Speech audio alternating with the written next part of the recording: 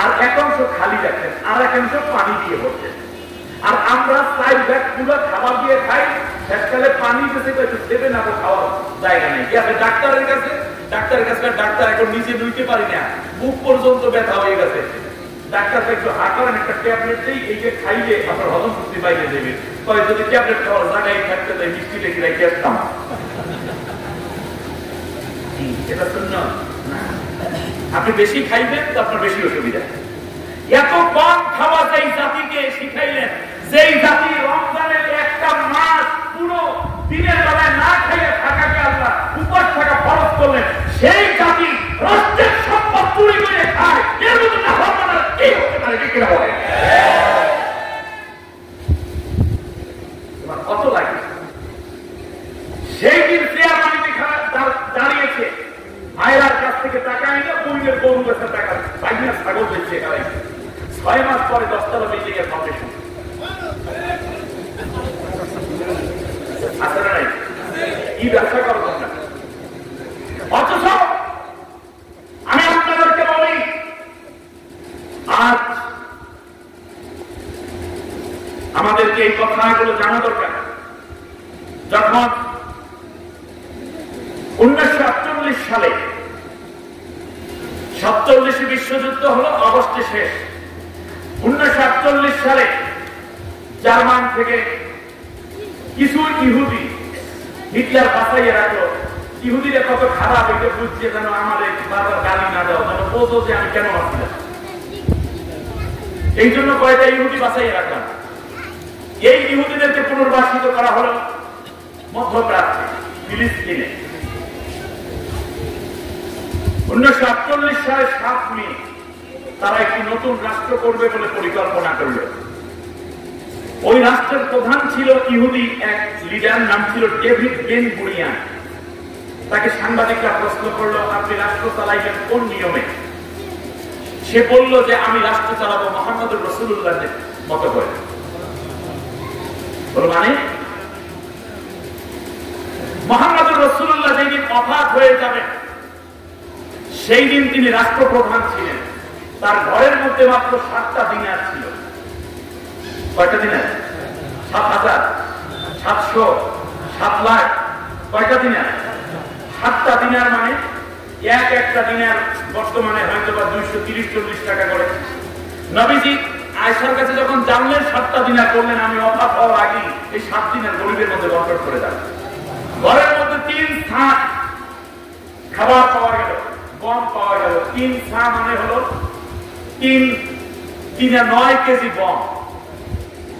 1 মাস পানি পাওয়া গেল, আর মাত্র 1.5 কেজি খেজুর পাওয়া গেল বিশ্ব নবীর ঘরে। উপর থেকে সূর্যের তাপ এবং আলো ঘরের ভিতরে ঢুকে এমন সাউন্ডিং নবী, কিন্তু সেই নবীর ঘরের মধ্যে আর কি পাওয়া গেল?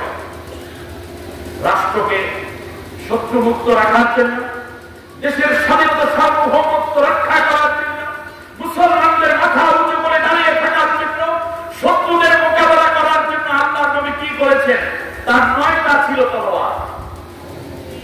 ঘরের মধ্যে চাউল আছে, গম আছে 9 কেজি, তলোয়ার আছে কয়টা? 9টা। 9টা তলোয়ারের নাম মাহুর, উদুক, জুলফিকার, কেলি, ইফতার, হম, এরপর রাসূল, মাখজান, কাজী। এই নামগুলো শুনেছেন আপনারা? এগুলো শুনবেন না, শুনবেন খালি নবীর টুপি ছিল আর দাড়ি ছিল, মেসওয়াক ছিল, আতর ছিল, পাথর ছিল, খুরমা ছিল, সুরমা ছিল। এগুলো যদি না থাকে তাহলে রাষ্ট্র থাকতো? তাহলে কাফেররা থাপ্পড় মেরে রাষ্ট্র নিয়ে যেত। এরা কি শুধু নবীর ঘরে ছিল, সাহাবীদের ঘরে ছিল না? 7টি ছিল বর্ম। মানুষ একজন, বর্ম কয়টা? 7টা। মানুষ একা, তলোয়ার কয়টা? 9টা। জাতুল ফজুল, জাতুল বিহাস, জাতুল হাওয়াসি, সাদিয়া, হিন্দা, বিতারা, হরন। আল্লাহ নবী তলোয়ারকে দাঁড়িয়ে রাখতে, ঠিক না? আর এই বর্মগুলো দিয়ে কি করতেন? দান করে কথা বলে না, কি করতেন? যুদ্ধ করতেন। জনগণ কি করতেন? বর্ষা ছিল 6টা, জাওরা রওদা, সফরা, বাইদা, কুসুম। সুবহানাল্লাহ, খেয়াল করেছেন আপনি? এই জিনিসগুলো ছিল বলেই তদানীন্তন কাফেররা ভয় পাইত। এক সময় তো কাফেররা মাইর খেয়েছেন, পরবর্তীতে রাষ্ট্র ক্ষমতায় গিয়ে নবী এই রাষ্ট্রকে নিরাপত্তার জন্য কাফেরদের মোকাবেলায় সশস্ত্র আক্রমণ হলে প্রতিরোধ করার জন্য ব্যবস্থা রেখেছেন। কোমর বন্ধ ছিল নবীর একটা, রূপা দিয়ে বানানো। আমরা কি করি? আমরা বানাই হইল ওই যে পাজামার নেওয়ার, পাজামার নেওয়ার, নেওয়ার বুঝেন? একটা কাপড়ে কি করে সিলাই করে তারপর হ্যাঁ করতে পারবো। আর রাসূল সাল্লাল্লাহু আলাইহি ওয়াসাল্লামের 6 ইঞ্চি প্রশস্ত একটা বেল্ট ছিল, কোমর বন্ধ। এইটা পরে আল্লাহ নবী যুদ্ধের ময়দানে যেতেন। আর আমি আপনি লাঠিতে ভর দিয়ে ওঠে এক যুবক ছেলে এই স্টাইলে উঠবে, নতুন পীর হয়ে গেছে, 4 জনে ধরে উঠে, যে যত দুর্বল সে তত বড় পীর। নবীর সুন্নাত আমরা তার উল্টা বুঝে ফেলেছি আমরা। ওইগুলো দরকার আছে না? না, নবীর থেকে বেশি পড়েন যারা আপনি। শুধু তাই না, রাসূল সাল্লাল্লাহু আলাইহি ওয়াসাল্লামের বর্ষা ছিল ওনার কোমর পর্যন্ত আসছে নাকি? এরপরে রাসূল সাল্লাল্লাহু আলাইহি ওয়াসাল্লামের রূপার একটা কোমর বদল, ঢাল ছিল 3টি। ঢালের নাম কি? কিতাবুল মাগাজি, বুখারী শরীফে। এই কথাগুলো আমরা হুজুরেরা পড়াই আর খালি চিন্তা করি, ও ভালোই ছিল। এটা হবে না। আল্লাহ রাসূল সাল্লাল্লাহু আলাইহি ওয়াসাল্লামের জিন্দেগিকে ধারণ করতে হবে পুরোটা, সেটা চিন্তা করতে হবে যে ওই আদর্শ কিভাবে আনা যায়। তবে রাসূল সাল্লাল্লাহু আলাইহি ওয়াসাল্লাম যেহেতু রাষ্ট্র পরিচালনার জন্য এগুলো কিনেছিলেন, রাষ্ট্রের উচিত উন্নত অস্ত্র দিয়ে ভান্ডার হওয়া। কি দেশের মানুষকে হত্যা করার জন্য, নাকি যারা আমার দেশে সীমান্তে প্রতিদিন মানুষ মারে তাদেরকে রোধ করার জন্য? রাসূল সাল্লাল্লাহু আলাইহি ওয়াসাল্লামের ঢালগুলোর নাম চলু, ফাতাক, মুজিদ। এরপর 5টা ছিল নেজা, মাসওয়া, মুনসানি, নুবা, বাইদা, কেমরা। শিরোগ্রাম ছিল 2টা, মোশে, এটা ছিল লোহার টুপি। আপনি খালি কাপড়ের টুপি নবীর দেখলেন, নবী যে লোহার টুপিও জীবনে পড়ছে আপনি যে জানতেন না। আরেকটা ছিল রাসূল সাল্লাল্লাহু আলাইহি ওয়াসাল্লাম জুল মাসকুক নামক একটা মুখবন্ধ ছিল, যেটা আল্লাহ নবীর চেহারায় করে যুদ্ধের ময়দানে দিলেন। সৈনিকের এভাবে করে না, তলোয়ারের কোপ যেন চেহারায় না লাগে, শত্রুর আঘাত থেকে বাঁচতে। জুব্বা ছিল 3টা, তাবু ছিল কোন নামক একটা তাবু, লাঠি ছিল 3টা, ঘোড়া ছিল 7টা। মানুষ কয়জন? ঘোড়া কয়টা? 7টা। মনে করতে পারেন 7টা ট্যাঙ্ক। সুবহানাল্লাহ বলবেন না? হ্যাঁ, আরো কত কিছু নবীজি ছিল, এগুলো আমরা জানি না। এবারে আসুন, বক্ষ ছিল বিশ্বনবী সাল্লাল্লাহু আলাইহি ওয়াসাল্লামের প্রশস্ত, পেট ছিল মোটাও না, আবার ভুড়িওয়ালা পেটও ছিল না। এই জন্য যুবকদেরকে বলি, যুবকরা অল্প বয়সে মোটা হয়ে যাচ্ছে, মোটা হওয়া যাবে না। সন্ধ্যা 7টার মধ্যে রাতের খাবার খেতে হবে, 10টার মধ্যে ঘুমিয়ে পড়তে হবে, ফজরের নামাজে জামাতে পড়তে হবে, এরপরে কোরআন তেলাওয়াত করতে হবে, কিছু হাঁটাচলা করতে হবে, 5 ওয়াক্ত নামাজ জামাতে আদায় করার অভ্যাস করো। প্রতি মাসে, আরবি মাসে 13, 14, 15 3টা রোজা রাখবে, এটা নবী সাল্লাল্লাহু আলাইহি ওয়াসাল্লাম রাখতেন। এবং এবছর তো আরো ভালো হলো, 12 তারিখ হয়েছে সোমবার, 13, 14, 15 আগামী বৃহস্পতিবার পর্যন্ত রাখলে কত সুন্দর 3টা হয়ে যাবে। সোমবার হলো, বৃহস্পতিবার হলো, আবার মাঝখানে 13, 14, 15 হয়ে গেল। ঠিক না? দেখবেন আজকে যারা আমার মা বোন যারা ওয়াজ শুনতে আসছেন, তারা ঠিকই এই রোজাগুলো পালন করবে। নবী সাল্লাল্লাহু আলাইহি ওয়াসাল্লাম সপ্তাহে 2টা রোজা রাখতেন, তার মাসে রাখতেন 3টা, ওই দিকে রাখতেন 4 দ্বিগুণে 8টা, 8 আর 3 কত? 11। অর্থাৎ প্রত্যেক সোমবার এবং বৃহস্পতিবার নবী রোজা রাখতেন। সুবহানাল্লাহ বলেন। তাহলে বোঝা যাচ্ছে নাকি, এর মানে রোজা রাখলে কি হয়? পেটটা একটু কমে আসবে ইনশাআল্লাহ। পরিশ্রম করবে, বাবা মায়ের সাথে সেবা করবে, মায়ের রান্না বান্না কাজে, বাবার কৃষি কাজে তুমি হেল্প করো, তোমার শক্তি সামর্থ্য আল্লাহ বাড়িয়ে দেবেন। মোটা হওয়ার মধ্যে মাতব করি নেই, চিকন থাকার মধ্যে নবীর সুন্নাত। এবারে রাসূল সাল্লাল্লাহু আলাইহি ওয়াসাল্লামের পা ছিল কেমন? একেবারে সুগঠিত উঁচু পদদয়, পায়ের গোড়ালিদয় ছিল পাতলা, পায়ের তালুর মধ্যভাগ ছিল একটু উঁচু। সুবহানাল্লাহ, কত সুন্দর! এই পৃথিবীতে এমন কোন ব্যক্তি না যার জন্ম থেকে মৃত্যু পর্যন্ত ইতিহাস লেখা আছে, কেবলমাত্র একজন। তার নাম কি? আল্লাহ নবী এর জন্য বলতেন, আমার সাহাবীরা দিনের আলোয় কিংবা রাতের আধারে আমার মধ্যে তোমরা যা কিছু দেখো না কেন সব কিছু তোমরা জানিয়ে দেবে। তার কারণ আমার মধ্যে যা দেখো সব হচ্ছে আমার উম্মতের জন্য আমলযোগ্য। আল্লাহ নবী তার স্ত্রীদেরকে বলতেন, প্রাণের স্ত্রী, দিনের আলোয় কিংবা রাতের আধারে তোমরা আমার মধ্যে যা কিছু দেখো না কেন সব কিছু বিশ্ববাসীকে জানাইয়া দাও। আপনারা বলেন, আমি কেমন সবচেয়ে চাকর বাকরের মধ্যে আমার ড্রাইভার ভালো জানে।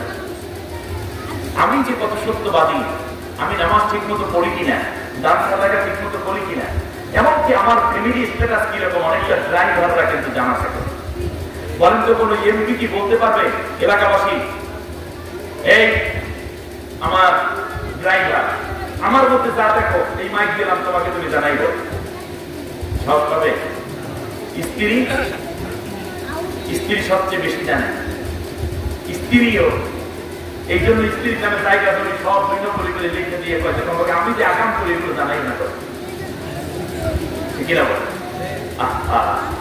কোনো লাভ নাই, কোনো লাভ নাই, কোনো লাভ নাই। দেখেন না, হাজার হাজার কোটি টাকার মালিক এখনো পুলিশে ধরে নাই, ডরের ঠেলায়। দাড়ি ছিল, দাড়ি কামাই হলে, সাদা চুল কালা করে হলে, ধরার পর মাইক দেওয়ার আগে কাপড় পাওয়ার লাগে, কথা বলে না।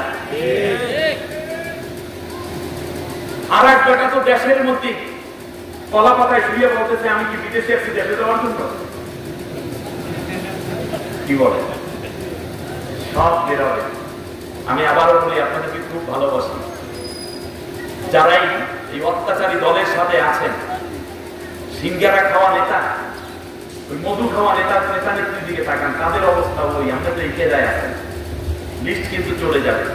অতএব ঠান্ডা মাথায় থাকেন, বরং চিৎকার করে বলেন আমার জীবনের সবচেয়ে বড় ভুল কোন দলের সাথে আমি জড়িত আছি, তওবা করেন, আল্লাহ তাআলা মাফ করে দেবেন। ভালো বুদ্ধি দিয়ে গেলাম আপনাদের ভালোর জন্য, কারণ আপনি আমার এলাকাবাসী। একেবারে গোড়ার খবর করিয়ে গেলাম মাইকে, এই লাইফ গেল না কেউ। রাসূল সাল্লাল্লাহু আলাইহি ওয়াসাল্লাম রাষ্ট্র চালাতেন। আল্লাহ নবী সাল্লাল্লাহু আলাইহি ওয়াসাল্লাম তার গোটা রাষ্ট্র ব্যবস্থাকে 27টা ভাগে ভাগ করেছেন। সুবহানাল্লাহ বলেন। হ্যাঁ, নবী সাল্লাল্লাহু আলাইহি ওয়াসাল্লাম বিচার বিভাগ, আইন বিভাগ এবং শিক্ষা বিভাগ দেখতেন। সুবহানাল্লাহ বলেন। ওহী লেখকের জন্য একটা বিভাগ ছিল, যেখানে 13 জন সাহাবী ছিল।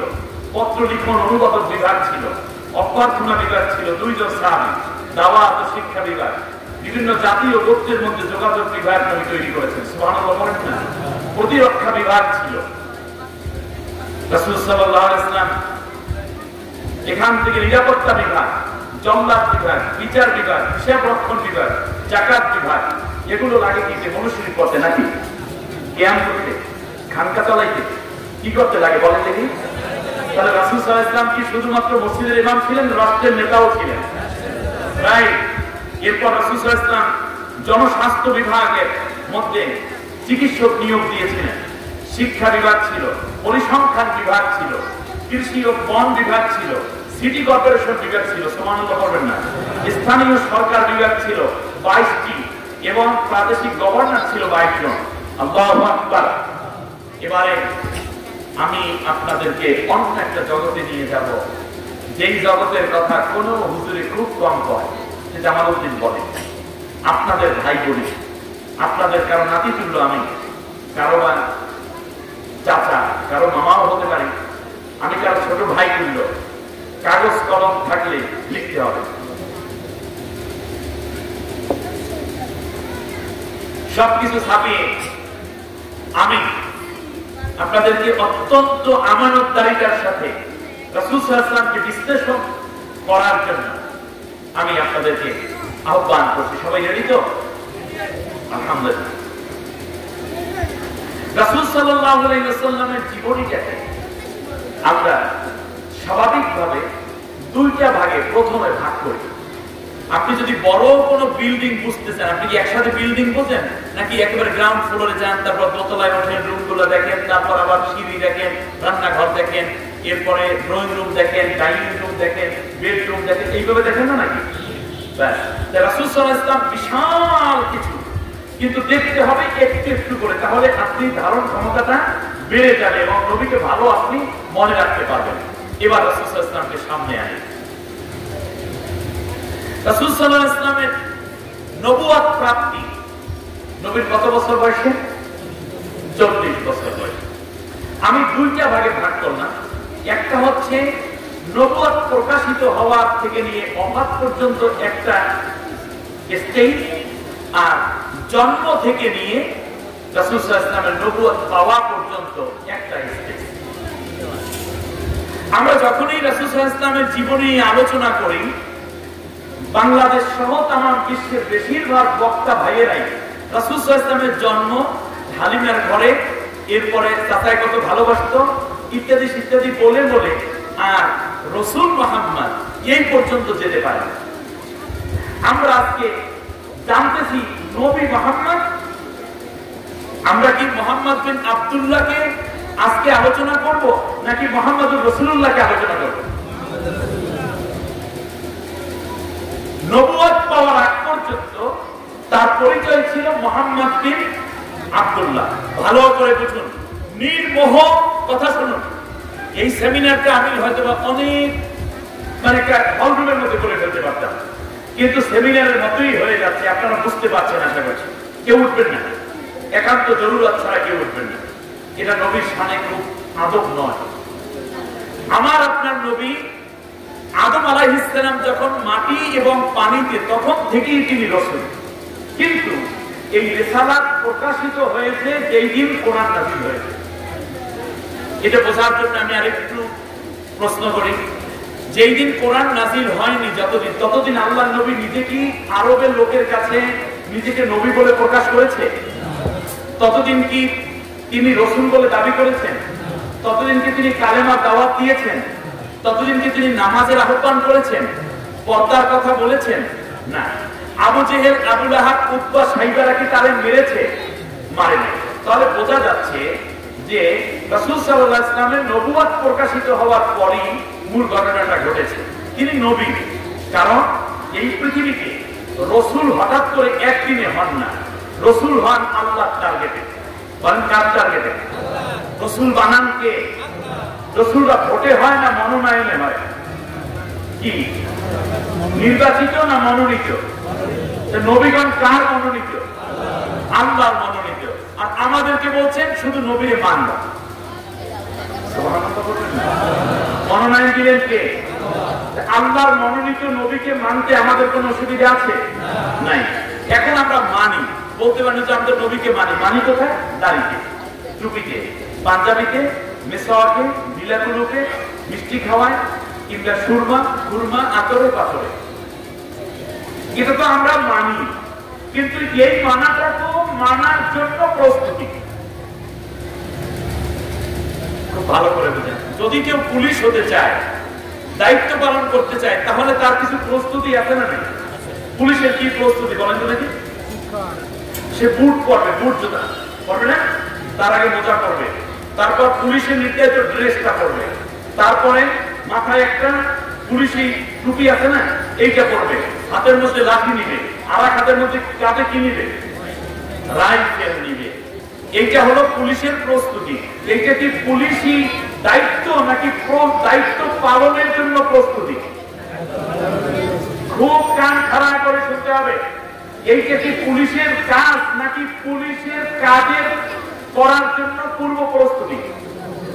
আমাদের দাড়ি, আমাদের টুপি, আমাদের বড় পাঞ্জাবি, এইটা হলো আমরা যে নবীর উম্মত, নবী যেই কাজ করেছেন আমরা সেই কাজ করব, কিন্তু কোন সুরাতে করব, কোন প্রস্তুতিতে করব, কোন রকমের আইডেন্টিটি আমাদের থাকবে, কেমন ব্যাস হবে, আমাদের কেমন পরিচিতি হবে, সেই জন্য আমরা এই সুরাত ধারণ করে বুঝাইয়া দেই যে আমরা মুহাম্মদুর রাসূলুল্লাহ দলের লোক, এই জন্য আমরা নবীর কাজ করতে আসি।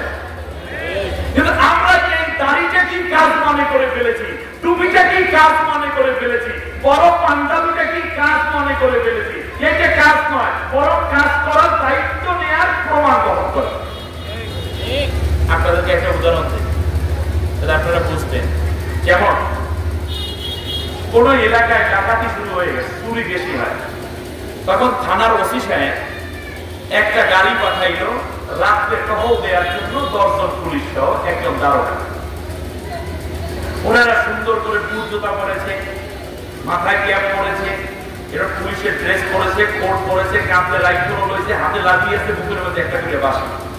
কি দাঁড়াইবে কথা বলেন? কাদেরকে ধরবে? চোর ধরবে, ডাকাতি।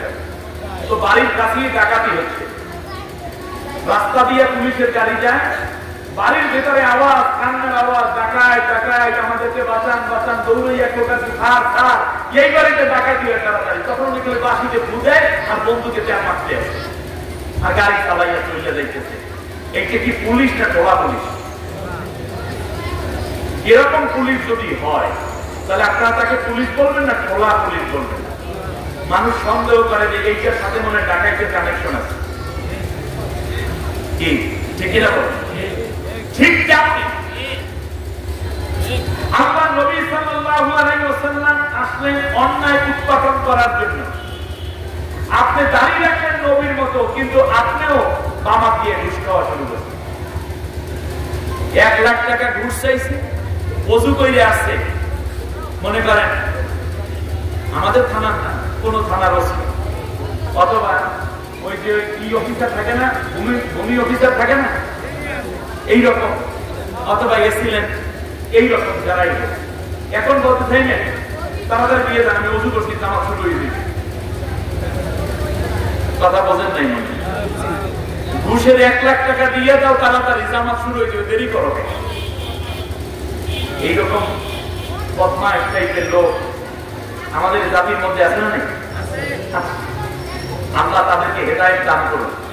হেদায়েত না থাকলে আল্লাহ তাড়াতাড়ি ধরাই দেবেন, বলেন আমি। এবার খেয়াল করুন,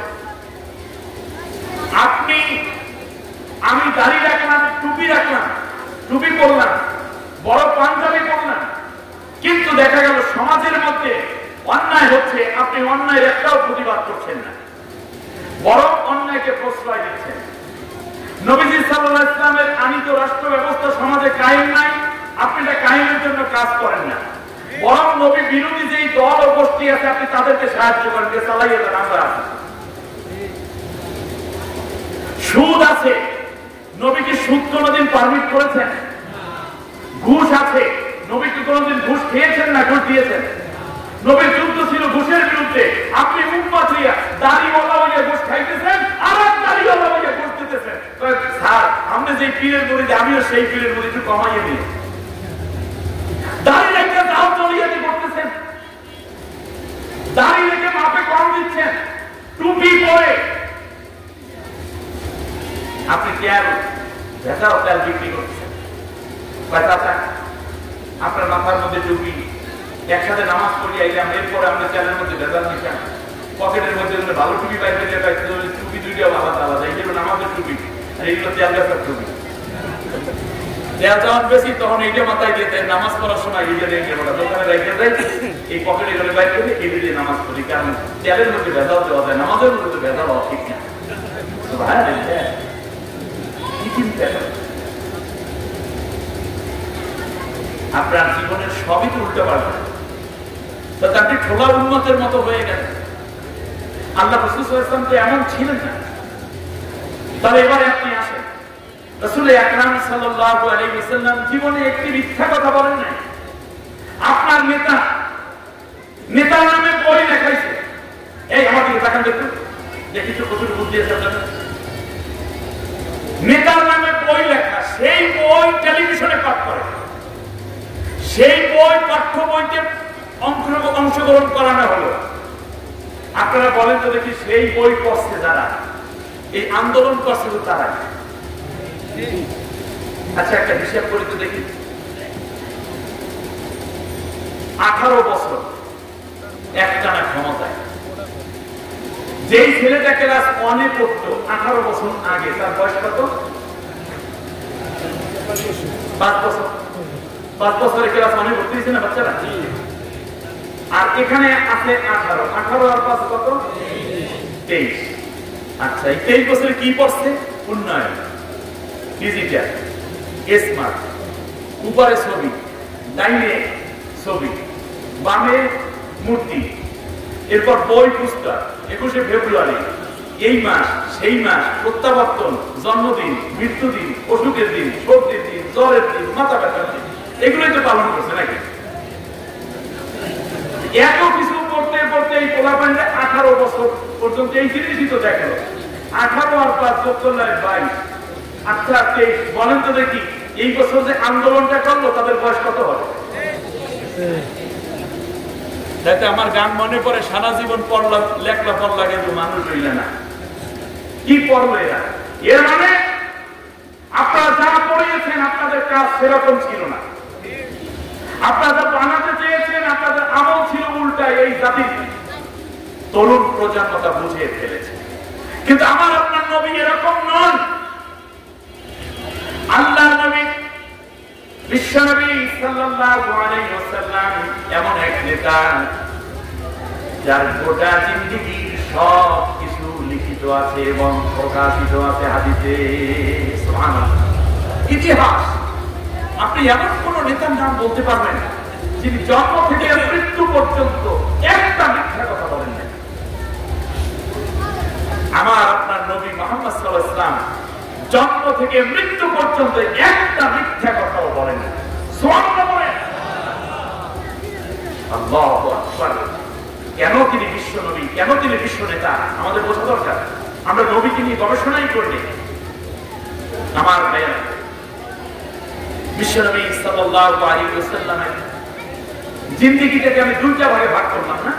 এবার আসলে এই যুব সমাজ এক নেতার বই পড়ো, এক নেতৃত্বকে চিন্তা করো, তিনি হচ্ছেন মুহাম্মদুর রাসূলুল্লাহ। আর কোন নেতা লাগবে না।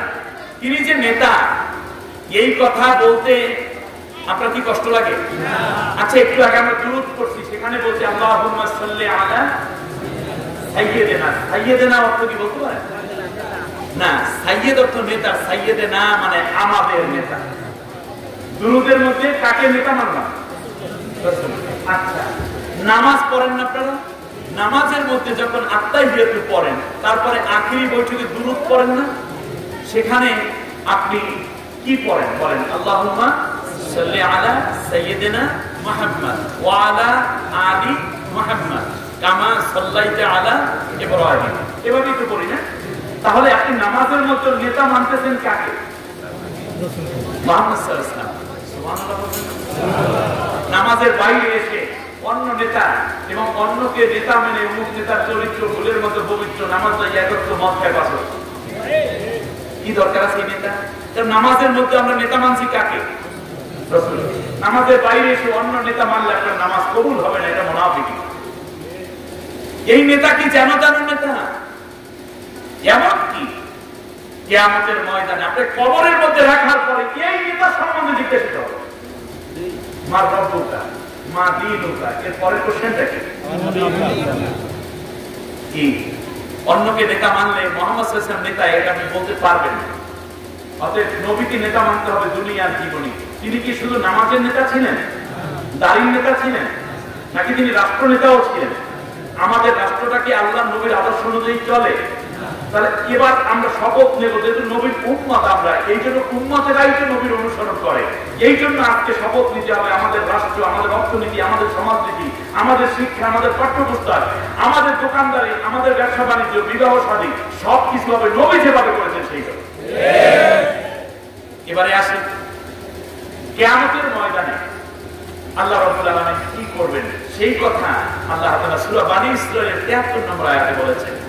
আল্লাহ রাব্বুল আলামিন বলেন, ইয়াউমা নাদউ কুল্লা উনাসিন বিইমামিহিম।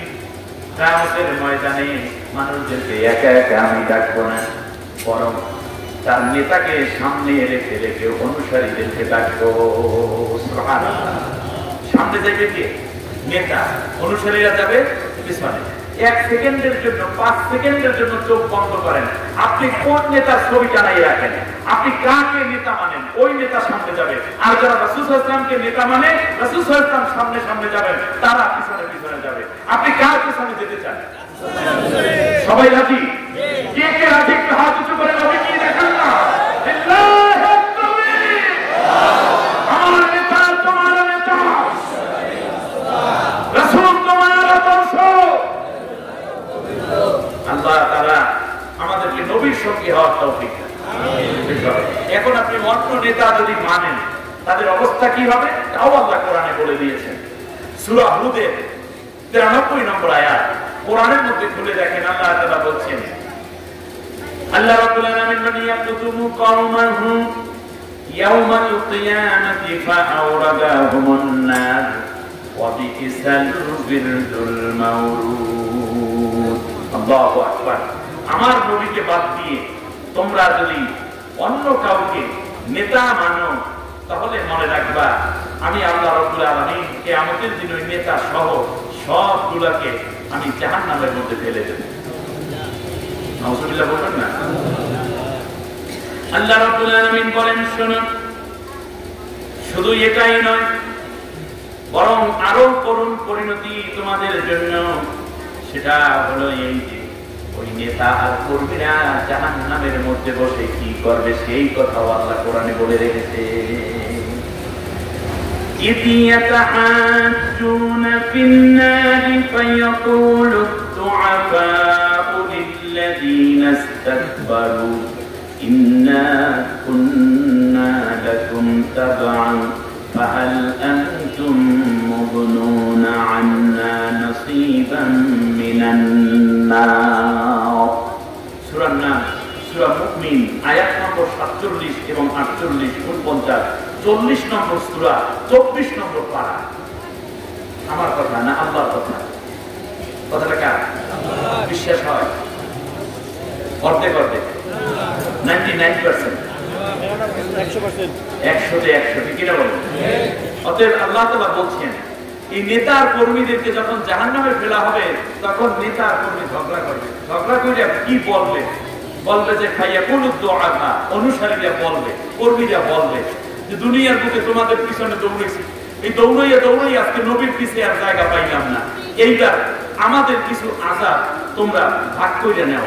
তার কারণ হইছে দুনিয়ার বুকেও ভাগটা তো কম দাও নাই, আজকেও কিছু ভাগ তোমরা নিয়ে নাও। তখন নেতারা বলবে, قال الذين استكبروا إنا كل فيها إن الله قد حكم بين العباد। তারা বলবে, দুনিয়ার ভিতরে অনুসারী ছিলি, কিছু কিছু তো দিয়েছিলাম, টেন্ডারবাজি করার সুযোগ দিয়েছিলাম, মামলা থেকে নাম কাটাইয়া দিছি, 10 বছর জেল হইতো। তুই খুন করছিলি, ওসি সাহেবের ফোন দিয়ে কইছি ধরবেন না, অস্ত্র সহ ধরা পড়ছে, ছুটাইয়া দিছি। অন্যায় ভাবে জমি দখল করার জন্য আমি ব্যবস্থা কইরা দিয়ে দিয়েছিলাম, আর জমি সব তোর নামে কইরা দিছি। রাস্তা বানাও নাই, এরপরেও 40 লাখ টাকা টেন্ডার দিয়ে বলছি হয় ঠিক আছে, রাস্তা হয়ে গেছে। এমন কত আকাম কুকামে তোরে সাহায্য করছি, আজকে আবার দুনিয়ার মধ্যে, এখন আখিরাতে আইসে আমার কষ্টের শেষ নাই। আজকে তুই কোত্থেকে আসছিস? তা আবার দুনিয়ার বুকে হয়ে গেছে, এখন আমি বড় মহা মুসিবতে আছি। দৌড়াইয়া যাবে নেতা জাহান্নামের দারোয়ানের কাছে। وقال الذين في النار لخزنة جهنم ادعوا ربكم يخفف عنا يوما من العذاب। দৌড়াইয়া যাইবে, ও ভাই একটু আল্লাহর কাছে বলো, এত শাস্তি সইতে পারি না, অতএব এই শাস্তি থেকে যেন একটু কমাইয়া দেন। বলার সাথে সাথে ফেরেশতারা বলবে, এখনো শাস্তি শুরু হয় নাই, সাথে সাথে দ্বিগুণ শাস্তি শুরু হয়ে যাবে। কারণ জাহান্নামের ফেরেশতারা ঘুষও খায় না, দুর্নীতিও বোঝে না, নেতাও বোঝে না, এরাই কত এমপি মন্ত্রী ছিল তাও কিন্তু বোঝে বোঝে, ওরা বোঝে খালি মাই, যা কিছু বোঝে না। আল্লাহ রাব্বুল আলামিন বলেন, নির্যাতন আযাব সহ্য করতে না পেরে নেতা কর্মীরা কি করবে শোনো। ইয়াউমাইদি ইয়াওয়াতুল্লাযীনা কাফারু ওয়া আসাউর রাসূলা লাউ তাসাওয়া বিহিমুল আরদু ওয়া লা ইয়াকতুমুনাল্লাহা হাদীসা। সূরা নিসা আয়াত নম্বর 42। আল্লাহ রাব্বুল আলামিন বলেন, আমার ভাইরা ভালো করে শুনুন, আজকের মাহফিল আপনার জীবনের বড় হেদায়েতের উৎস হয়ে যেতে পারে। আর জাহান্নামের আযাব সহ্য করতে না পেরে তারা নিজেদের জিহ্বাটা নিজেরা কেটে ফেলবে, নিজেদের ঠোঁট নিজেরা কামড়ে ছিঁড়ে ফেলবে, নিজেদের হাতের আঙ্গুলগুলো কবজি পর্যন্ত ছিঁড়ে ফেলবে। এরপর তারা চিৎকার করে বলবে, আল্লাহ আল্লাহ গো, কিচ্ছু চাই না, আমরা জান্নাতও চাই না, মানুষ হিসেবে আমাদের পরিচয় দেওয়ার দরকার নাই, আমাদেরকে মাটির সাথে মিশাইয়া দাও। আল্লাহ রাব্বুল আলামিন বলবেন, এইবার শাস্তিটা কেমন শুরু করবো শোনা। ইয়াউমা তুকাল্লাবু উজুহুহুম ফিন-নার, আমি আল্লাহ রাব্বুল আলামিন ওদের চেহারাটা সর্বপ্রথম ওলটপালট করে ভাজি করব। তার কারণে চেহারা দেখাইয়া মানুষের অনেক অন্যায় তোমরা করতে, তার কারণ তুমি এলাকার সভাপতি, তোমার দল ক্ষমতায়, পোস্টার পাওয়ার সাথে সাথে মাজলুম অন্য দলের মানুষেরা কষ্ট পাইতো, ভয় পাইতো। তোমার চেহারা মানে এক বিভৎস চেহারা, আবার বুড়ি হয়ে গেছে, যৌবনের চেহারা লাগাইয়া কয় আপা কি সুন্দর। আবার এই করে করে চেহারা দেখাইয়া দেখাইয়া মানুষের কাছ থেকে যেমন করে ধোঁকাবাজি করে। আমার নবীর আদর্শ তোমারও মানা ছিল ফরজ, কি ফরজ, তুমিও মানো নাই, অন্য কেউ মানতে দেও নাই, সুতরাং এখন আমি শাস্তি দেব, এই জন্য তোর চেহারাটা আমি আল্লাহ উলট পালট ভাজি করে দেব। আল্লাহ রাব্বুল আলামিন বলেন, তখন তারা বলবে, ক্বালু রব্বানা ইন্না আতা'না সাদাতানা ওয়া কুবারা'না ফাআদাল্লুনা আস-সাবিলা। আল্লাহ তাআলা, আমরা তো সাধারণ কর্মী ছিলাম, কিন্তু ওই যে নেতাগুলো আছে ওইগুলোর শাস্তি দাও, আমাদেরকে একটু মাফ কইরা দাও।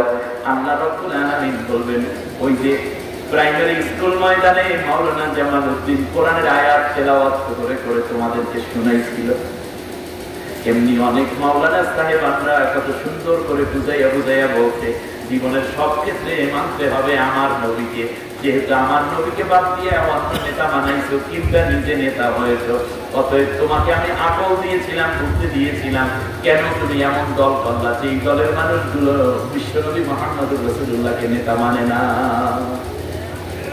সেই দলে কেন গেলাম, সেই আদর্শ কেন তুমি পালন করলে? এই জন্য আমি আল্লাহ রাব্বুল আলামিন আমি আল্লাহ তাআলা তোমাকে এবং তোমার নেতার সবগুলো কি জাহান্নামের আগুনে শাস্তি দেব। বলেন নাউযুবিল্লাহ।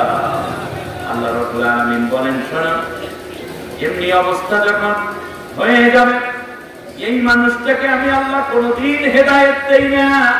কাইফা ইয়াহদিল্লাহু কওমান কাফারু বা'দা ঈমানিহিম, ওই মানুষদেরকে কেমনে হেদায়েত দেই, অথচ তারা কালেমা পড়ে একটা, আমল করে আর একটা। একজন সাহাবীর নাম কি আপনি বলতে পারবেন যেই সাহাবী নবীর উপর ঈমান আনার পরে আবু জেহেলকে নেতা মানছে? একজন সাহাবী ছিলেন, ঈমান আনছেন নবীর উপরে, কিন্তু আবু লাহাবকে নেতা মানছে, এরকম আছে না নাই? কেউ আছে? নাই। যেই দিন কালেমা পড়েছেন সেই দিন থেকে রাসূলকেই জড়িয়ে রেখেছেন। রাসূল মদিনায় হিজরত করেন, সাহাবীরাও হিজরত করেন। সুবহানাল্লাহ। নবী জেলে যান, সাহাবীরাও জেলে যান। আল্লাহু আকবার। আল্লাহ রাব্বুল আলামিন বরং বলেছেন, শোনো, যারা আমার নবীর উপরে ঈমান আনার পরে অন্য আদর্শ এবং অন্য নীতি এবং দল মতের পেছনে থাকবে, নবীর আদর্শ কায়েম করতে চায় না, এরকম দল এবং পার্টির মধ্যে যদি থাকো, বরং বিরোধিতা করে, এইরকম দলে যদি থাকো, তাহলে আমি আল্লাহ তোমার ঈমান তো কবুল করব না, বরং মরার পরেও তোমাকে আমি জান্নাত দেব না। আল্লাহ রাব্বুল আলামিন বলেন, আল্লাযীনা ইয়াকুলুনা নু'মিনু বিবা'দিন ওয়া নাকফুরু বিবা'দ ওয়া ইয়াত্তাখিযুনা বাইনা যালিকা সাবিলা উলাইকা হুমুল কাফিরুনা হাক্কা ওয়া আ'তাদনা লিল কাফিরিনা আযাবান মুহিনা। যারা বলে আমরা আল্লাহ তাআলার উপরে ঈমান আনলাম, আবার নবীর উপরে ঈমান আনলাম, আবার কোন কোন ক্ষেত্রে মানুষের মন গড়া মতবাদ আইন কানুনও সেখানে ঢুকায়, সব জায়গায় নবী এবং আল্লাহকে পুরোপুরি মানে না, মাঝখান দিয়ে তারা নতুন একটা নিরপেক্ষ রাস্তা তৈরি করে। আসলে নাই, ওইদিকে মসজিদে যায়, এইদিকে আবার মন্দিরের মধ্যে যাইয়াও সেবা দেয়, একদিকে ইমামের পিছনে নামাজ পড়ে, আবার আলেম ওলামাদেরকে পিটায়। আসলে নাই, এই অবস্থা যেই মানুষগুলোর আমরাও তো মুসলমান, আপনি কিসের মুসলমান হইলেন? আল্লাহ রাব্বুল আলামিন বলেন ওরা হইল নির্ভেজাল কাফের। এবার খেয়াল করুন, আল্লাহ রাব্বুল আলামিনের প্রিয় হাবিবের একান্ত একজন নাম ছিল আব্দুল্লাহ ইবনে উবাই। নাম কি? নামাজ পড়তো নবীর পিছনে। কার কাছে? মসজিদে নববীতে, যেখানে এক রাকাত নামাজে 50,000 রাকাতের সওয়াব। তাহাজ্জুদে নবীর সাথে, ইফতারিতে নবীর সাথে, এমনকি আল্লাহর নবীর সাথে মিলি বিভিন্ন সময় দাওয়াতি কাজে বের হয়ে যেত। একেবারে নবীর মুসল্লার বরাবরের পিছনে নামাজে দাঁড়াইত। নবীর খুব প্রিয় নাম ছিল আব্দুল্লাহ ইবনে উবাই। অথচ সে এমন ছিল যে শুধুমাত্র বিশ্বনবী সাল্লাল্লাহু আলাইহি ওয়াসাল্লামের আদর্শ অনুযায়ী দেশ চলুক, রাষ্ট্র চলুক, এইটা সে চায়নি। নামাজ নবীরটা মানে, টুপি নবীরটা মানে, দাড়ি নবীরটা মানে, মিষ্টি খাওয়া নবীরটা মানে, বড় পাঞ্জাবিটাও নবীরটাই মানে, কিন্তু রাষ্ট্র নবীর আদর্শ দিয়ে চলুক এইটা চায় না। এই কারণে আল্লাহ রাব্বুল আলামিন বললেন ও হইল মুনাফিক, এটা মরে যাবে। মুনাফিকটা মরে যাবে। তার আগ মুহূর্তে তার ছেলেকে ডাক দিয়ে বলে, ছেলের নাম আব্দুল্লাহ। ডাক দিয়ে কয় নবীর উপরে আমার 3টা ওসিয়ত। বলে কি কি? বলতেছে নবীকে আমার সালাম দিও। কয় দেব। দ্বিতীয় হলো নবীর গায়ের সাথে মিশে থাকা যেই জামাটা আছে, যেখানে নবীজির ঘাম মোবারক লেগে আছে, হাদিসে আছে আল্লাহর নবী ঘাম মোবারক থেকে জান্নাতি নিষ্কম্বরের ঘেরান বের হতো। সাহাবীগণ ঘামগুলোকে ঔষধ এবং আতর হিসেবে ব্যবহার করত। আমার ভাইয়েরা, কারণ এই আব্দুল্লাহ ইবনে উবাই চিন্তা করেছে নবীর জামা যদি গায়ের মধ্যে থাকে তাহলে জাহান্নামের আগুন আমাকে জ্বালাইতে। দেখে নবী ব্যস্তও পাইতেছে যে নবীরও মানতে চায় না। এবার খেয়াল করুন, তৃতীয় ওসিয়ত হলো রাসূল যেন আমার জানাজাটা পড়ে যায়। তার কারণ নবী জানাজা পড়লে জান্নাত নিশ্চিত। আব্দুল্লাহ ইবনে উবাই মারা গেল। আল্লাহর নবীর কাছে কেঁদে কেঁদে দৌড়ে চলে আসলো আব্দুল্লাহ ইবনে উবাইয়ের ছেলে আব্দুল্লাহ। আব্দুল্লাহ কাঁদলো কেন? কয় নবী গো, ও নবী আমার আব্বা মারা গেছে। নবী বলেন ইন্না লিল্লাহি ওয়া ইন্না ইলাইহি রাজিউন। বলে নবী 3টা ওসিয়ত বলে বলো। আপনার সালাম দিয়েছেন, নবী বলেন ওয়া আলাইকা আলাইহিস সালাম। দ্বিতীয় ওসিয়ত নবী আপনার জামা পেয়েছেন। নবীজি নিজের গায়ের জামা খুলে শরীরের সাথে লেগে থাকা জামাটা তার হাতে উঠাইয়া দিলেন। বলল নবী আপনার জানাজা পড়ার জন্য ওসিয়ত করেছেন। আল্লাহ রাসূল বললেন আব্দুল্লাহ তুমি চলে যাও, আমি আসতেছি, গোসল করাও, জামা পড়া। আল্লাহ নবী রওনা করলেন পেছন দিক থেকে। ওমর রাদিয়াল্লাহু তাআলা জামা টেনে ধরেছেন। কিতাবুত তাফাসির জিলদে সানি বুখারী শরীফ পড়ে দেখেন সূরা তাওবা 111 নম্বরের তাফসীর, সেখান থেকে নিয়ে আরো কিছু তাফসীর বিস্তারিতের মধ্যে পেয়ে যাবেন। আল্লাহর নবী বললেন আল্লাহ তাআলা যতক্ষণ নিষেধ না করেন ততক্ষণ পর্যন্ত আমি থামবো না। বলল ইয়া রাসূলুল্লাহ ওর মুখে দাড়ি, মাথায় টুপি, গায়ে পাঞ্জাবি, কিন্তু আল্লাহর কোরআন দিয়ে দেশ চলুক এটাও চায় না, আপনার আদর্শ কায়েম হোক এটা সে চায় না। বরং ইহুদি খ্রিস্টানদের সাথে যোগাযোগ রাখা মুসলমানদেরকে অত্যাচার করার জন্য সে পথ দেখাইতো। নবী বলেন এরপরেও আমার কোনো কথা নাই, আমার আল্লাহ আমাকে যতক্ষণ নিষেধ না করেন আমি যাইতে থাকবো। নবী যাচ্ছেন জানাজা করতে। কার জানাজা? সাহাবীরা কি থাকতে পারে না? রওনা করলেন। নবীজি 1000-এর অধিক সাহাবী নিয়ে জানাজা পড়ার ব্যবস্থা করলেন। ঘরের ভিতরে ঢুকে দেখতেছেন আব্দুল্লাহ ইবনে উবাই হা করে আছে, জিহ্বাটা বের হওয়া। আল্লাহর নবী বললেন করেছো কি, মুখটা কি বন্ধ করো নাই? তার ছেলে বলল ইয়া রাসূলুল্লাহ বন্ধ করতে চেয়েছি কিন্তু আব্বার মুখ বন্ধ হয় না। আল্লাহর নবী রাসূল সাল্লাল্লাহু আলাইহি ওয়াসাল্লাম তার মুখের লালা মোবারক এনে আব্দুল্লাহ ইবনে উবাইয়ের মুখের মধ্যে দিয়ে দিলেন। এরপর মাথার মধ্যে বাম হাত দিলেন, ডান হাতটা টুকরির নিচে দিয়ে বিসমিল্লাহ বলে একটা চাপ দিলেন। মুখটা জোড়া লেগে গেল। মুখের মধ্যে কার লালা? রাসূলুল্লাহর গায়ের মধ্যে কার জামা? নবীজির জামা ভালো করে বোঝেন। জানাজা পড়াইছে কে? আল্লাহ রাসূল। মুসল্লি কারা? এর চেয়ে বড় মূল্যবান জানাজা, মূল্যবান লাশ কি পৃথিবীতে আর হতে পারে না। আল্লাহর নবী সাহাবীদেরকে বললেন লাশ দাফন করে দাও। দাফন হয়ে গেল। বিশ্বনবী কবরের পাশে দাঁড়ায়া দুইটা হাত বাড়াইয়া দিলেন। সুবহানাল্লাহ। আল্লাহ নবী বলতেছেন, আল্লাহ আব্দুল্লাহ ইবনে উবাইর ব্যাপারে আমি খুশি, তুমিও খুশি হয়ে যাও। আল্লাহ আব্দুল্লাহ বিন উবাইর যত গুনাহ আছে তুমি মাফ করে দাও। এইবার শুনুন আল্লাহ রাব্বুল আলামিন সূরা তাওবার ৮০ নম্বর আয়াত নাযিল করলেন নবীর উপরে জিবরিল হাজির আয়াত নিয়ে। আল্লাহ নবী মুনাজাত করতেছেন, সাহাবীরা বলতেছেন আমিন আমিন। আবু বকর বলে আমিন, ওমর বলে আমিন, উসমান বলে আমিন। দোয়া কবুল তো ঠেকানো সম্ভব না। আর আছে নবী দোয়া করতেছেন চোখের পানি ছাইরা। এমন সময় আল্লাহ ডাক দিয়ে বলেন, ইস্তাগফির লাহুম আও লা তাস্তাগফির লাহুম ইন তাস্তাগফির লাহুম ৭০ মাররাতান ফালাই ইয়াগফিরাল্লাহু লাহুম। নবী গো, তুমি ওর জন্য দোয়া করো আর নাইবা করো, তুমি যদি ৭০ বার দোয়া করো আমি আল্লাহ কশিনকালেও এর মাফ করব না। তার কারণ দাড়িটা ছিল তোমার মতো, টুপিটা ছিল তোমার মতো, জামাটা ছিল তোমার মতো। আর এই রকম বেশভূষা ধরবেই সে ইসলামের ক্ষতি করেছে, তোমার আদর্শ মানে নাই। তুমি যে পথ পন্থা দিয়ে দেশ চালাও কোরআন অনুযায়ী, এই দেশে সমর্থন দেয় নাই, বরং তলে তলে বিরোধিতা করেছে। এই জন্য আমি আল্লাহ তার জীবনের কোন আমল কবুল করি নাই। এমনকি তুমি নিজেও ৭০ বার দোয়া করলেও আমি আল্লাহ মাফ করবই না। এরকম আমাদের দেশে ভণ্ড কিছু মুসল্লি আছে না? এখনই তওবা করেন, এখনই তওবা করার উপযুক্ত সময়, এখনই উপযুক্ত সময়। अगर हाफिज मुस्लिहाही दरमियाने खासवान बा मुसलमान अल्लाह अल्लाह बाबे रहमान राम राम। तू चमत्कार मुसलमान, चमत्कार मुसलमान। ईमानदारদের সাথে দেখা হইলে তুমি আল্লাহ আল্লাহ বলো, আর ব্রাহ্মণের সাথে দেখা হইলে তুমি রাম রাম বলো। তোমার মূল উদ্দেশ্য ये हाल तेरा चल है, मकसद तेरा माल है।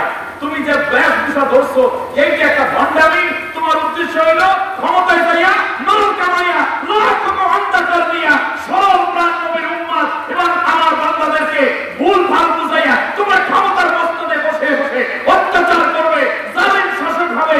আর ইসলাম বিরোধী আইন কানুন আছে সেইগুলো পাস করিয়া সংবিধান থেকে আমি আল্লাহর নাম, নবীর আদর্শ এবং ইসলাম যেখানে সেখানেই হত্যা করার কেচি তোমরা হাতে নিয়েছিলা।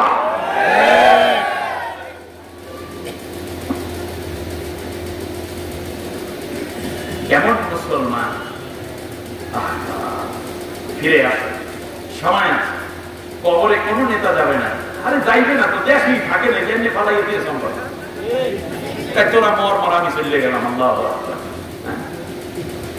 ওই যে গ্রামে জামাই গেছে, জামাই আবার মাদ্রাসাটা গেছে পরে নাই, হঠাৎ করে তবলিগ কইরা মানে একটু হুজুরের একটা স্টাইল হয়ে গেছে, কিন্তু তেলাওয়াত এখনো অত শুদ্ধ, বাইরের আমল সুন্দর একটু হয়েছে, দাঁড়িয়ে রেখে গেছে। তো নতুন জামাই গেছে, যাওয়ার পরে ওই শ্বশুর জামাইকে একটা কদর এমনি আছে মসজিদে, শ্বশুরের বাড়ির দরজায় মসজিদ, ইমাম সব খায় হুজুরের বাড়ি, বেতন দেয় মসজিদ সভাপতি ও শ্বশুর খায় হুজুরের ঘরে। তাহলে জামাই ইমামতি একবেলা তো করতেই পারে, ঠিক কিনা? মাগরিবের নামাজের ওয়াক্ত সবাইকে জামাই বাবু আপনি যান, আপনি নামাজটা পড়ান। ইমাম সব চুপ করে বইয়ে রেখেছে, ইমামতি করুন। এখন মোটামুটি নামাজের মধ্যে নিয়োগ করতেছে, আসিলাম হুজুর, হইলাম হুজুর, আমি তো দেখি তোরা আল্লাহ আল্লাহ যাই কইছি আর না কইছি আল্লাহ আকবার দিয়ে আল্লাহ আকবার শুনে সবাইকে জামাইকে ভালোই কইছে আল্লাহ আকবার। রুকুতে গেছে তেলাওয়াত করিয়া কোনো রকম, সেজদার মধ্যে যাইয়া এই যে গেছে আর নাই, সবাই সেজদার মধ্যে ফালাইয়া পাগলায় আস্তে আস্তে আস্তে আস্তে কইরা সামনের কাতার দিয়া বারান্দার পিছন দিয়ে ঢুকতে, তো স্ত্রীর কাছেও যায় না, একেবারে মামু করে চলে গেছে জাতিকে সেজদায় ফালাইয়া দিয়া। এইরকম দুর্বল যদি হয় অবস্থা ইমামের, তাহলে তো সেজদায় ফালাইয়া দিয়া যদি কতক্ষণ এসার অর্থ হয়ে আমার কি সেজদা দিয়েছে ওরে বাবা। এলাকার মধ্যে দুষ্ট পোলাপাইন আছে না, আবার একটা ৩-৪টা সাইডে তার পরে দাঁড়ায়, ওরা দাঁড়াই এত বড় সেজদা দিল ভাই কি হয়েছে, একটা মাছ টুটি থেকে একটা দাঁড়াইলে ইমামের জায়গায় ইমাম সাহেব নাই, সুবহানাল্লাহ। শেষ পর্যন্ত তোমরা সবাই উঠিয়ে দাও, ইমাম শেষ, আল্লাহু আকবার। কথা বলছি, অতএব কবরটাকে কমপক্ষে শান্তিময় করেন, ইমানটা বিক্রি করিলেন না। নবীকে আল্লাহ বলছেন তুমি একবার দুইবার নয়, তুমি 70 বার দোয়া করো, তাহলে আমি দোয়া কবুল করব না। কারণ নবী দোয়া করতে পারেন, মাফ করার মালিককে। আল্লাহ কি নবীর কথায় মাফ করতে বাধ্য না? এর জন্য আপনার আমল আপনি তৈরি করেন। আপনার ভিতরে ঈমান যেহেতু এনেছেন, অতএব ভেতর এবং বাহির যেহেতু সুন্দর হয়েছে, ভিতরটাও নবীর আদর্শ দিয়ে সুন্দর করতে হবে। আল্লাহ কবুল করুন, বলেন আমিন। আল্লাহ নবী মুনাজাত চাইতেছে, কান্দে পাও। আল্লাহ নবী আর একটু সামনে যায়, এমন সময় আয়াত নাযিল হয়ে গেল, ওয়ালা তুসাল্লি আলা আহাদিন মিনহুম মাতা আবাদা। নবী গো, কোনদিন তুমি এই ধরনের মানুষ যদি মরে যায়, যারা মুখে এক মনে আর দেখতে শুনতে মুসলমানের মতো, কিন্তু ভিতরে ইসলাম বিরোধিতা এবং ইসলাম বিরোধী কথাবার্তা, তোমার আদর্শ এবং চিন্তা দ্বারা ভরা, এইরকম মানুষ যদি মারা যায়, শুধুমাত্র দাঁড়িয়ে আর টুপি দেখেই তাদের জানা যায়, পড়তে আর কোনোদিন যাবা না। আপনাদের কি মনে থাকবে? ওয়ালা তুসাল্লি আলা আহাদিন মিনহুম মাতা, কোনদিনও জানাজা পড়তে যাবা না। কারে নিষেধ করছেন আল্লাহ? রাসূল সাল্লাল্লাহু আলাইহি ওয়াসাল্লামকে। কি আব্দুল্লাহ বিন উমার দাড়ি ছোট ছিল, জামা খাটো ছিল, এরপরে মিসওয়াক করতো না, তাহাজ্জুদ করতো না, জিকির আজকার করতো না, সব ছিল। শুধু ছিল না, আল্লাহর জমিন, আমি আল্লাহর গোলাম, এই জমিন আল্লাহর আইন দিয়ে কোরআন দিয়ে চলবে, এই ব্যাপারে সে বিরোধিতাও করতো না। তবে তবে যারা বিরোধী তাদের সাথে খাতির করতো। এই অপরাধে যদি এমন শাস্তি হয়, আর আপনি সরাসরি আল্লাহর কোরআনের কথা যারা বলে তাদের বিরুদ্ধে মামলা দেন, তাদেরকে হত্যা করেন, ফাঁসি দেয়, আর সেই ফাঁসির পথে আপনি মিথ্যা রায় দিতে চান, কিন্তু আপনি সাক্ষ্য দিতে চান, এরপর আপনি মনে করছেন মুসলমান আছে, যে আবু জেহেল জাহান্নামে যাবে কে? আল্লাহ রাব্বুল আলামিন বলেন, ওয়ালা তুসাল্লি আলা আহাদিন মিনহুম মাতা আবাদা, ওদের জানাজা পড়তে তুমি কোনোদিনও যাবে না। আল্লাহু আকবার। এরপরে আল্লাহর নবী আবার সামনে হাঁটেন, আল্লাহ তাআলা আবার আয়াত নাযিল করেন, ওয়ালা তাকুম আলা কবরিহি, ও নবী তুমি কোনোদিনও এদের কবরের পাশে জিয়ারত করতে আসবে না। কি কি জিয়ারত করতে নিষেধ? কি বেনামাজি ছিল আবু জেহেল? না মানে আব্দুল্লাহ ইবনে বেনামাজি ছিল, বেরোজাদার ছিল, দাড়ি কামাইতো না, অপরাধ ছিল কি? কেবলমাত্র সে আল্লাহ দিন, আল্লাহর কোরআন দিয়ে দেশ চলুক, এটা সে চায় না। সে যারা চায় না তাদের দলের পিছনে পিছনে লিঙ্ক লাগাইছে। এরকম অনেক তবলিগের ভাই থাকতে পারেন, এই মজলিসেও থাকতে পারেন, আল্লাহ মাফ করুন তাদেরকে, পীরের মুরিদ, কিন্তু যখন আল্লাহর কোরআনের আইন প্রতিষ্ঠিত হোক এই কাফেলায় ডাক দেয়, তখন আপনি তাগুতকে সমর্থন দেন তলে তলে, এরকম আছে? আপনিও তওবা করেন, বড় দাড়ি রাখছেন, হস্তই রাখছেন, নতুন হাদিস, অথচ আপনি এলাকায় এমন দলের সভাপতি, সেই দলটি আল্লাহর কোরআনের বিরুদ্ধে আইন পাস করে এবং ইসলাম অনুযায়ী দেশ চলতে চায় না, এইরকম একটি দলের সদস্য, আপনার তওবা করেন না, আপনার অবস্থা খারাপ হবে। আল্লাহ নবীকে আল্লাহ রাব্বুল আলামিন বলেন, ওয়ালা তাকুম আলা কবরিহি, নবীকে আপনি কোনোদিন এই সমস্ত মানুষের কবরের জিয়ারত করতে আসবেন না। নেতা, মরা নেতার কবর জিয়ারত করার জন্য গাড়ি ভাড়া কইরা লক্ষ লক্ষ টাকা খরচ করে চলে যায়, যাই একটা ফুল দেয়, একটা ছবি উঠায়, তারপরে সুন্দর করে বাজাই করে রেখে দেয়, আর জনগণকে বলে আমাদের কালা বোতল মার্কে আগামী নির্বাচনে আর চলতো না, এই কামার চলবে না, ঠিক কিনা বলেন? অসৎ, ইসলাম বিরোধী, আলেমা বিরোধী, আল্লাহর কোরআন বিরোধী, নবীর শান বিরোধী, কিংবা যারা শানের বিরুদ্ধে আছে তাদের প্রতিবাদ যারা করে না, আমরা তাদের কাছে নাই, বরং যারা আল্লাহর কোরআন দিয়ে দেশ চালাতে চায়, নবীর আদর্শ কায়েম করছে, আমরা তাদের পক্ষে থাকবো, ঠিক কিনা বলেন?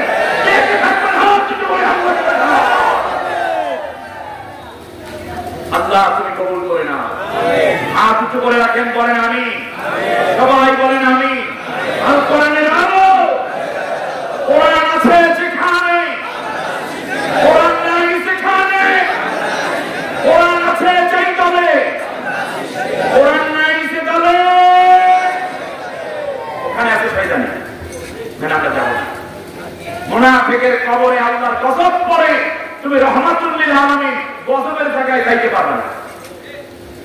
এবারে আসি যারা আল্লাহ নবী সাল্লাল্লাহু আলাইহি ওয়াসাল্লামের আদর্শকে মেনে চলবে, তাদের ব্যাপারে আল্লাহ রাব্বুল আলামিন কি বলছেন? সুবহানাল্লাহ। আল্লাহ রাব্বুল আলামিন বলেন, শোনো, দুনিয়ার বুকে যতদিন তুমি বেঁচে থাকবে, ওয়াল্লাযীনা আমানু বিল্লাহি ওয়া রাসূলিহি উলাইকা হুমুস সিদ্দীকুন والشهداء عند ربهم لهم أجرهم ونورهم সুবহানাল্লাহ বলেন। আল্লাহ রাব্বুল আলামিন বলেন, যারা আমার নবীর আদর্শ অনুযায়ী চলবা, আদর্শ মেনে চলবা, আমি আল্লাহ তাআলা তাদেরকে আবু বকর সিদ্দিকের মতো মর্যাদা দেব। আরেকটু জোরে বলেন। ওয়াদা করছেন কে?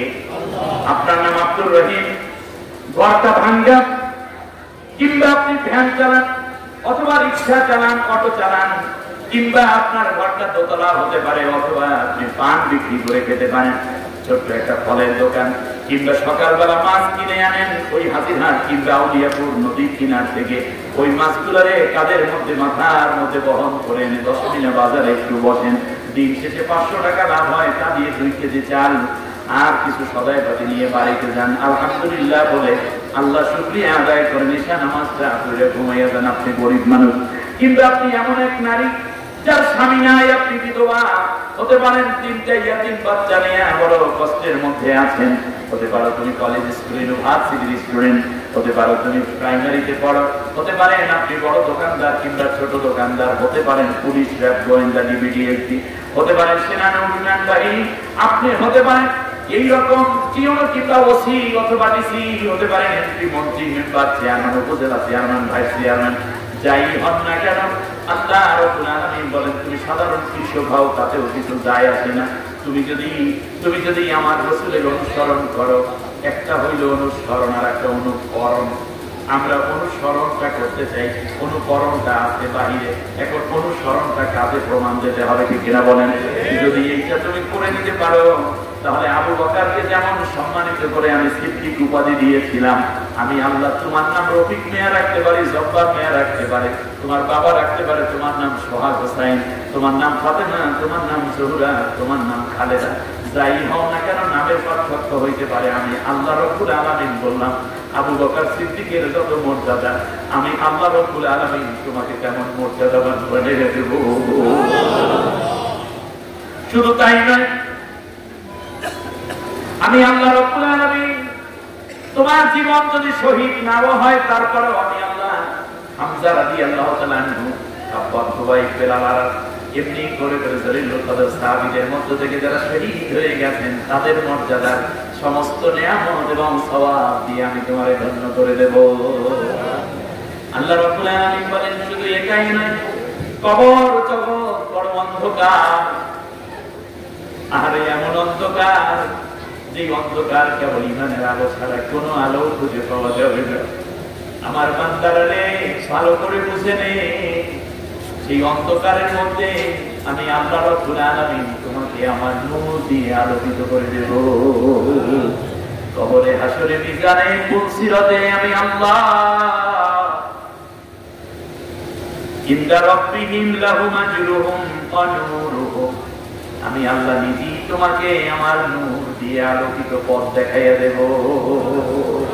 আল্লাহ তুমি আমাদের কবুল করো, বলেন আমিন।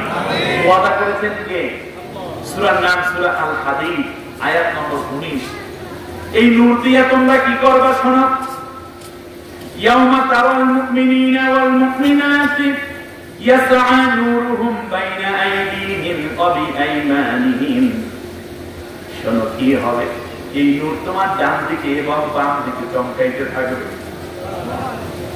আমার ভাইরা, জীবনে ধনী হইতে পারেন নাই, তাতে কি আছে?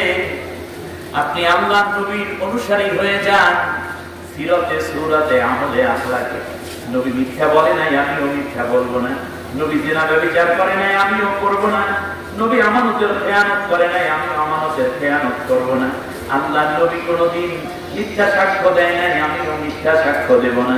এমনি করে করে প্রত্যেকটা জায়গায় নবীর আদর্শ, নবী স্ত্রীকে মহব্বত করতেন, আমিও আমার প্রাণ স্ত্রীকে মহব্বত করব। নবী স্ত্রীকে ক্ষমা করে দিতেন, আমিও ক্ষমা করে দেব। নবী স্ত্রীকে পর্দা পুশিদা মতো চালাতেন, আমিও চালাবো। মেয়েকে নবী পর্দায় চালাতেন, আমিও আমার মেয়েকে পর্দা পুশিদা মতো চালাবো। আল্লাহ নবী আল্লাহর কোরআনের আইন কায়েমের জন্য লড়াই করেছেন, সংগ্রাম করেছেন, কষ্ট করেছেন। আমিও এখন থেকে আল্লাহর কোরআনের শাসনের বাইরে অন্য কোন শাসনের পক্ষে থাকবো না। তাহলে কি আপনি নবীর অনুসারী হয়ে গেলেন? আল্লাহ রাব্বুল আলামিন বলেন, শোনা, কবরে রাখার পর পরে সে দেখতে পাবে তার ডানে এবং বামে নূর চমকাচ্ছে। হাসরের মিজানে পৌঁছিরাতে সব জায়গায় দেখবে নূর আর নূর। চোখের পলকে আমার ওই বান্দা কি হবে শোনো। বুশরাকুমুল ইয়াওমা জান্নাতুন তাজরি মিন তাহতিহাল আনহারু খালিদিনা ফিহা যালিকা হুয়াল ফাওজুল আযীম। আমি আল্লাহ বলে দিলাম, তাদের জন্য আমি আল্লাহ জান্নাত রেখেছি, এই জান্নাতের তলদেশ দিয়ে ঝর্ণা দ্বারা প্রবাহিত থাকবে। অনন্তকাল ওই জান্নাতের মধ্যে থাকবে, বুড়া থাকবে না, জোয়ান হয়ে যাবে। জান্নাতে আরাম আছে, কষ্ট বলতে কিছু নাই, সুখ আছে, দুঃখ নাই, হায়াত আছে, মুওয়াত নাই, যৌবন আছে, বার্ধক্য নাই, সুস্থতা আছে, কোনো রোগ নাই। সুবহানাল্লাহ। জান্নাতের বর্ণনা আল্লাহ তৌফিক দিলে অন্য কোনদিন করব। মনে হয় যেন জান্নাত আপনি দেখবেন, লোক সামলাতে পারবেন না। সাহাবীগণ জান্নাতের আলোচনা শুনে জীবনকে তুচ্ছ করে জান্নাতের সুধা পান করার জন্য ছিলেন পাগল পারা। ঠিক কিনা বলেন? আল্লাহ রাব্বুল আলামিন বলেন, শোনো, শুধু এটাই নয়, আমার নবীর অনুসরণ অনুকরণ যদি তোমরা করতে থাকো তাহলে মনে রাখো আমি আল্লাহ সুবহানাহু ওয়া তাআলা আবার তোমাদেরকে ঘোষণা করলাম, নবী গো, আপনার উম্মতের জন্য আপনি সুপারিশ করবেন তা তো আমি জানি, আমি অনুমতি আপনাকে দেব। এটা কোরআন হাদিসে বর্ণনা আছে না? নাই? আছে। কিন্তু আল্লাহ নবী বললেন, একদল উম্মতের জন্য আপনার সুপারিশ করার দরকার নেই। একদল উম্মতের জন্য আপনারও সুপারিশ করার দরকার নাই। সুবহানাল্লাহ। কেন? একদল উম্মতের জন্য সুপারিশ করার দরকার নাই। আল্লাহ রাব্বুল আলামিন সূরা আনফালের 64 নম্বর আয়াতের মধ্যে কি চমৎকার করে ঘোষণা দিলেন, ইয়া আইয়ুহান নাবিয়্যু হাসবুকাল্লাহ ওয়া মান ইত্তাবা'আকা মিনাল মুমিনিন। ও নবী, নবী গো, তোমার পক্ষে, তোমার সাথে, তোমার আন্দোলন, তোমার চিন্তা, তোমার আদর্শ এর সাথে যারা একমত হয়ে গেল, আমি আল্লাহ রাব্বুল আলামিন সুপারিশ করার জন্য তোমার অপেক্ষা করব না, তাদের জামিনদার আমি আল্লাহ নিজেই হয়ে গেলাম। হাসবুকাল্লাহ, আমি আল্লাহ নিজেই তাদের জান্নাতের জামিনদার। সুবহানাল্লাহ বলবেন না? এটা কি সহজ কথা? অবশ্যই নয়। আজকে বাংলাদেশের প্রেক্ষাপটে যদি বলি, স্বাধীনতার 53টা বছর কত শাসক দেখলেন, কত আইন দেখলেন, কত সংবিধান দেখলেন, কত এমপি দেখলেন, কত মন্ত্রী দেখলেন। আমার এই ভূখণ্ডেও মন্ত্রী হয়েছে মরহুম আব্দুল বাতেন সাহেব, আল্লাহ তার কবরটাকে জান্নাতের টুকরা বানিয়ে দেন। জীবনে দেখা হয়েছিল ক্লাস 7-এ, আমি তখন পড়ি, এই মাঠে দেখা হয়েছে।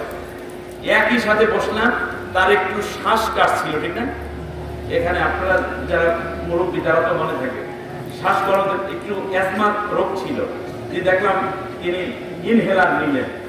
এরপর চীনাবাদাম কিনে, এখানে কয়েকটা, আমরা তো তখন ছাত্র ছিলাম, পরিশেখালী নেসারিয়া দাখিল মাদ্রাসার ছাত্র, আমরা আসছিলাম মিছিল নিয়ে। তখন কেন আসছি আমরা জানি না, আমি খুব মনে নেই কেন, এতটুকু মনে আছে স্মৃতিটা, যেভাবে পড়ছি। তখন উনি একটা পেপার বিছাইয়া তার উপরে কতগুলো ইয়ে দিলেন, এটা কি যেন বলেন, চীনাবাদাম দিলেন মাগরিবের পর। এখন চীনাবাদাম নিজেও ফুটে ফুটে খাচ্ছে, আর আমাদেরকে বলছে খাচ্ছ না কেন, তোমরা খাও খাও। আমরা তো মন্ত্রী আরো পেয়েছিলাম, ক্ষমা জাহাঙ্গীর সাহেব মন্ত্রী পেয়েছি, এমনি করে করে এমপি পাইলাম, মন্ত্রী পাইলাম। 53 বছর পর্যন্ত কত পাইলাম?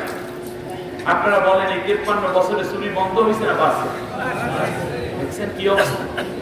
অথচ আল্লাহ নবী কোরআন দিয়ে যে দেশ চালাইছেন, সেই দেশে কি চোর ছিল? এবারে আসেন, এই 53 বছরে এই 5 আগস্টের পরে পরিবেশটা কিছুটা শালীন হয়েছে।